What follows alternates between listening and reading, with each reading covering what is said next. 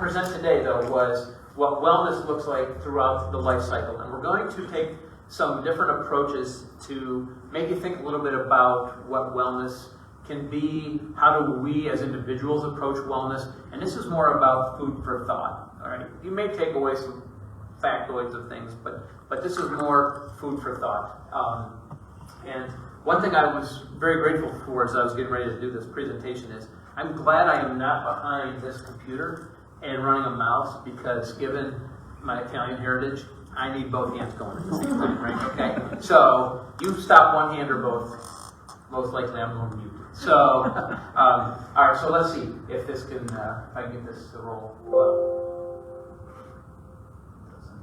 Okay, I have a question for you. Now, again, just a food for thought. This is a bit of a extreme type of question, but would you rather live to be 85 and be somewhat sickly the last 20 years of life or so? Okay, so have some longevity.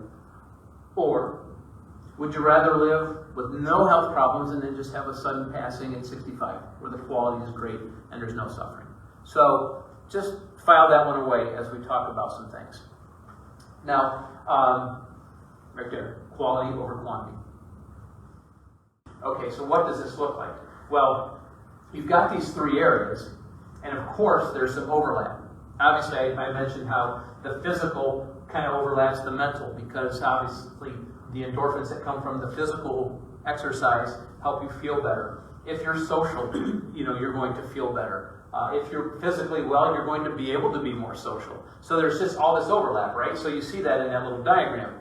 But that sweet spot right in the middle is what we always want to strive for, and that's absolute health or total wellness, interchangeable terms. But that's what we want to strive for, and that's not easy to attain. That's kind of like, almost like being sinless or something. You want to strive to be that, but, it's probably not going to happen, but that's the goal. So that's kind of what happens from our approach of what we do at our place. There's other wellness models, though. So there was a wellness continuum that was created in 1999. And there was this wellness guide created. And they had the wellness of the mind, which is trying to have a positive attitude. How do we stay positive? Isn't that very difficult these days? Mike, it's good that you watch your sci-fi stuff, because anything else we watch on television might not allow us to have that positive attitude. But then there's the wellness of the body, the physical aspect that I spoke of, but this gets into a little bit deeper than what we do in terms of like good eating habits. We do offer dietary counseling if someone wants that, but that's not something that's emphasized. We have access to dietitians, but we don't talk about that nearly enough at our program, because we only do it if people request it. But then stress management also, because stress hormones are horrible on the body. They can really drag you down. And so if you don't manage your stress well, that can really drag down how well you are in terms of what your physical fitness is. And then there's the wellness of your spirit. So there's this just understanding of yourself. There's this Zen type of thing, whatever that might look like, or it could be your religious beliefs. But again, three areas from this wellness guide that have a similar model to what we kind of have at our place. And again, the sweet spot right in the middle. So again, trying to strive for that so that you can be total well, 100% well, whatever you want to call it. Then there was another one from the Global Wellness Institute that went as far as to define wellness as the active pursuit of activities, choices, and lifestyles that lead to a state of holistic health. So the sweet spot, the holistic health. Remember those choices. We're going to talk about choices here in just a second. But this is what the Global Wellness Institute defined it as. And so their diagram looks like this.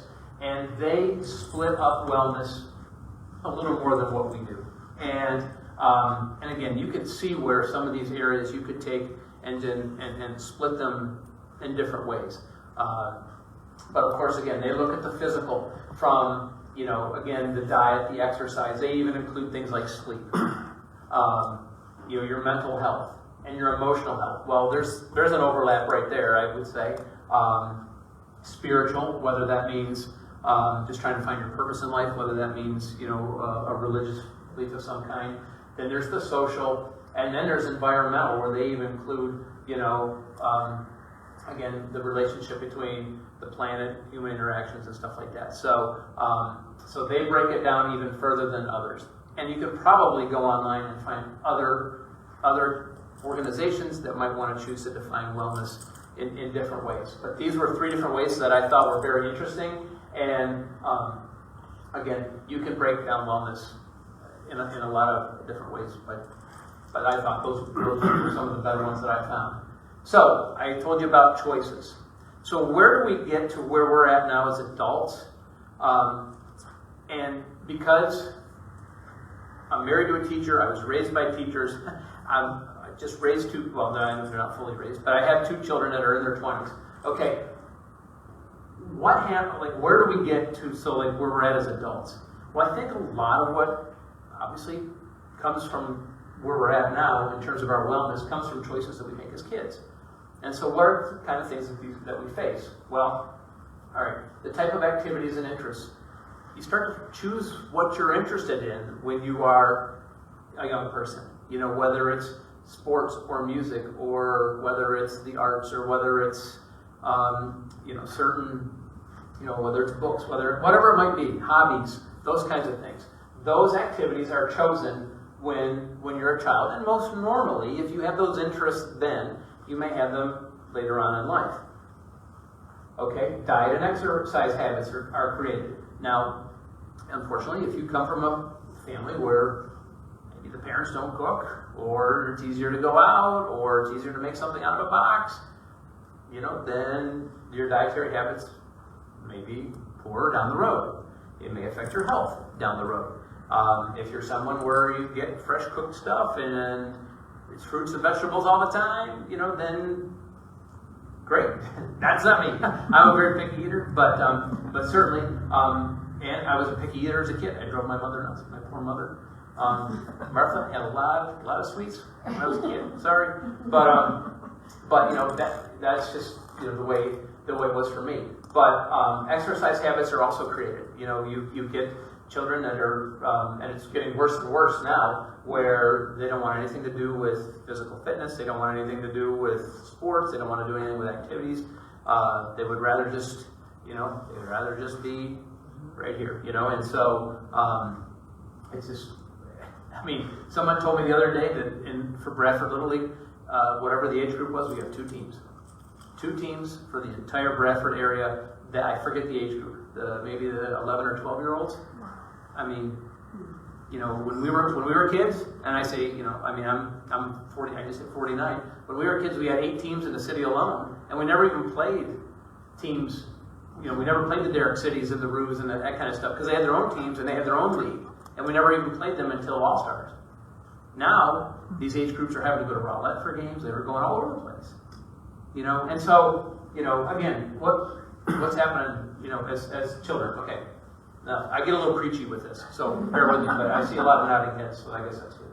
Obviously, social decisions are established in terms of, what kind of groups are we going to hang out with, what kind of choices are we going to make, drinking, drugs, vaping. Don't even get me started with vaping. What a huge problem that's becoming in our schools. Mental health patterns are also created at this age. Obviously, coming out of the pandemic, what a rough thing for our children to go through, and there's still some ripple effects there as our seniors are seen still in our schools. And then work ethic is formed. It's a big one for me because so much is being made about whatever generation we're into now and what we're worried about in terms of the work ethic. Do deadlines mean anything? To our kids in our schools, how many extensions do they get? How much extra credit do they get? Okay, so this is all established as kids. Now, fast forward this to them as adults. Okay, and then it's the same stuff. Okay, same bullet points. But now your choices as adults. So what kind of activities and interests have you chosen? And what are you, in terms of are you part of social groups? Are you a part of church groups? Are you involved in a softball league? Are you do recreational sports? Those kinds of things. What do your diet and exercise habits look like? Have you been someone that was always an exerciser? But again, social decisions, who you're running with, what are you doing with your free time, all that kind of stuff. And then, mental health, again, plays a lot in that. Especially, again, when I work with people who are dealing with chronic disease and, surgeries and things that have just caused them to kind of face a hurdle that they weren't expecting, how do they handle that? So what does life look like for you based on what you developed as a child and then as you've grown up? So, I go back to the first question. Now, what would you rather have? Or, obviously, can we make choices early on in life and hold fast to those good choices that we made to get us a little bit of both? Can we get there, and can we get there and have not only longevity but quality of life along the way? I think it's attainable, but you have to work towards getting to that sweet spot that we have on those diagrams that I showed you. So I finished with this highly pixelated picture that I could never get to sharpen up any better, but I mean, we're getting here, by the way, with our weather. Usually I do this presentation for a group in the wintertime, but nevertheless, wellness encompasses a healthy body, a sound mind, and a tranquil spirit. So enjoy the journey as you strive for wellness. So that's what I wanted to share with you today. I invite any questions that you may have about my thoughts on this or anything else that I may do on a day-to-day basis. Or I was just going to say, when you're a child, at least in my era, you were very physically active. You were always riding a bike, walking everywhere, doing all that, and it was fun. It wasn't an exercise, so you thought it was an exercise or something you had to do. It was part of your life, and so that was easier. Yep. But as you get older, of course, then I don't mean even older, I just mean you grow up. No, right. Life's so much different. Right, but if you go around town, especially as the weather gets nicer and school eventually lets out, you go around town, try to find 2 kids playing catch with a glove and a ball. Try to find, you can't. That's not an organized practice at Callahan Park or some other baseball field. My gosh, you could go find games anywhere, in neighborhoods all across town not that long ago. I mean, you're right. I mean, I don't know that kids ride too many bikes anymore. I'll give you electric. Well, here's an example. So my wife's been a phys ed teacher for 25 years at Bradford High. Okay, she starts her career, and when the weather's nice and stuff, they go outside, and now this is back in when did Lori start? 98. Okay, so so part of what they would do when the weather broke, they'd go out and they'd play softball on the football field. All right, and gloves, metal bat, ball. She was usually the pitcher, so no one took one off the face. But I mean, you could play with the girls a decent softball game. Okay, you can't even play wiffle ball now with these kids. They can't put a bat on a ball. They had to go to this soft, spongy thing so people wouldn't get killed. Half of them don't want to even run the bases. They don't even know what to do. Where did we go sideways? And I know I've talked about baseball, softball, whatever, but I mean, that's just one example. I could give you many in terms of being physically active. My kids love soccer, so that's good. They're acting that way. Oh yeah, they like their phones as well. Right. And I will say this just locally, Bradford Soccer does a really nice job of trying to get as many kids as they can. And it shows at the higher level. Just kind of as a side note, when you look at the success of our school sports programs, we know that some of the bigger sports struggle to even be like a 500 team. But like our girls soccer team's won the last 6 district titles. Our boys soccer team, I think, has won 5 of 6 or 4 of 6. So, and so soccer locally, and I hear this actually in other communities as well, is actually doing really well. And soccer's very good because of its constant action. Even though it's a low scoring game, kids are constantly involved. There's constant action. And I think that could be kind of the downfall of like baseball, where, you know, our kids are so used to their stuff on their phones and on their televisions just constantly coming at them. And then you play baseball or softball. Maybe teenage t-ball. But you know, right. But it's like, you know, there's a pitch and then you wait. And, you know, but soccer, there's constant action. You know, basketball on some level, but basketball only involves 5 people at a time. Soccer involves 11. You know, so, and you can run a lot of miles in soccer. So, you know, and my daughter plays soccer collegiately. So I'm a fan. I didn't understand it for years.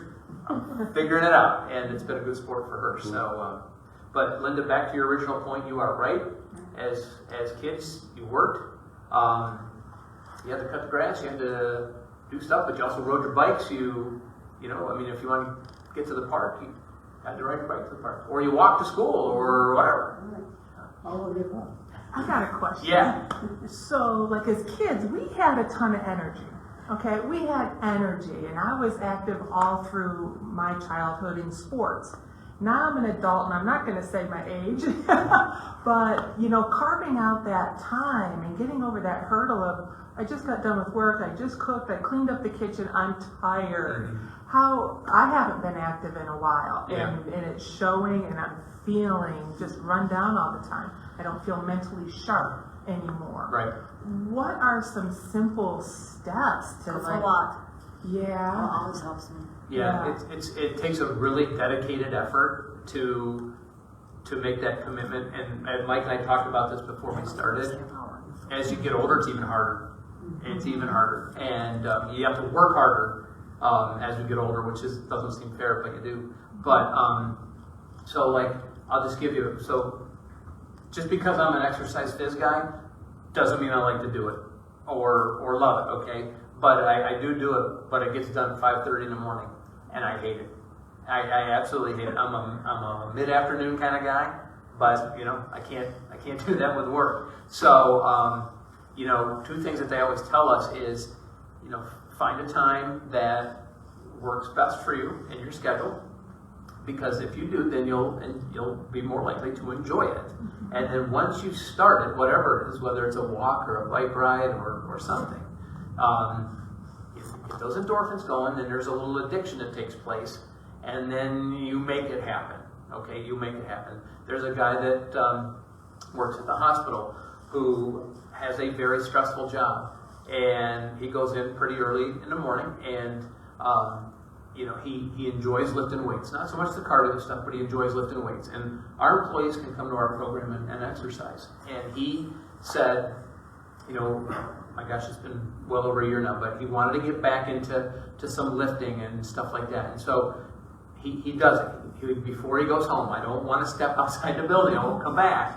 And so he comes and he lifts anywhere from 3 to 5 days a week. But he just had to make this really dedicated effort where I'm digging in, and you know, I'm tired at the end of my day. But he has told me many, many times, I feel so much better because I'm doing it. Like, I feel better at home. I can do more. He's got young kids.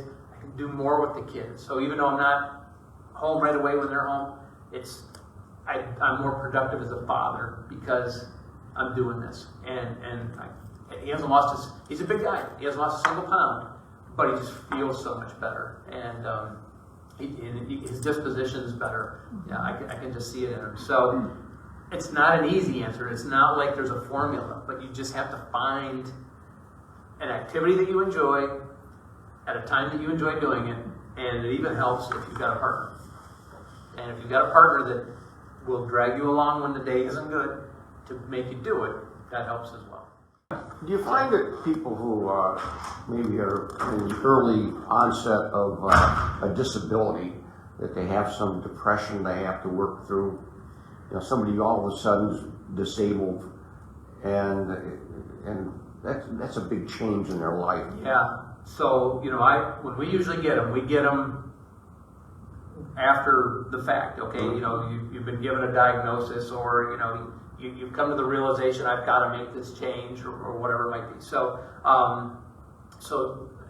yeah, and you know, I know when we go to the doctors, they ask us these questions about depression and mental health. It's a real thing, and it needs to be addressed, and that's part of what we do in the rehab process, because we want to identify that and get people help So it's a real thing. Now, one thing that's neat about our place is the camaraderie that is created because there's so many people that have been there and done that.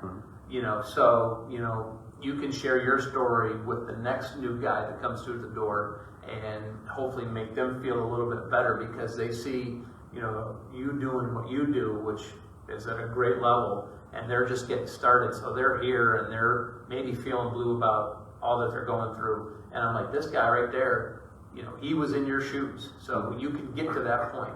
And so Melissa and I always try to make a point to point that out when we detect that someone's not, if they're down, hang in there, just stay with us. You'll start noticing some changes, just and so, but we do see that, it's not, and,